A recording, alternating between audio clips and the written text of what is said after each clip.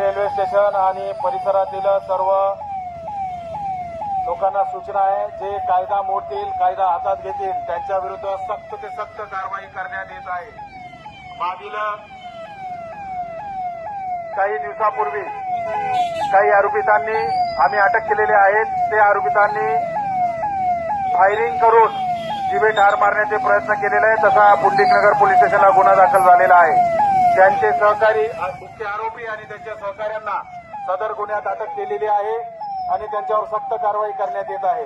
तरी सगळ्यांना सूचना आहे, कोणीही दहशत निर्माण करणार नाही, कायदा हातात घेणार नाही। तुमच्या ज्या काही तक्रार असतील त्या पोलीस स्टेशनला येऊन द्यायला पाहिजे। स्वतःहून आपमर्जीमध्ये कुठलंही दहशत निर्माण करण्याच्या उद्देशाने घातक हत्यार, चाकू, तलवार घेऊन कोणी मिळून आल्यास त्यांच्यावर सक्त ते सक्त यानंतर कारवाई करण्यात येत आहेत। यापूर्वी देखील अनेक कारवाया पोलिसांमार्फत करण्यात आलेल्या आहेत। कोणी असे गैरसमजमध्ये राहू नका की आम्ही काही केलं तरी काही फरक पडणार नाही।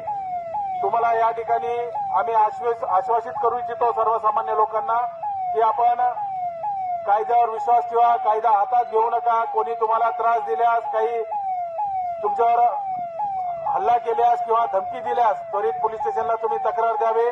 कोणीही विनाकारण त्यामुळे पुन्हा दुसरा गुन्हा करणार नाहीत याची नोंद घेतील।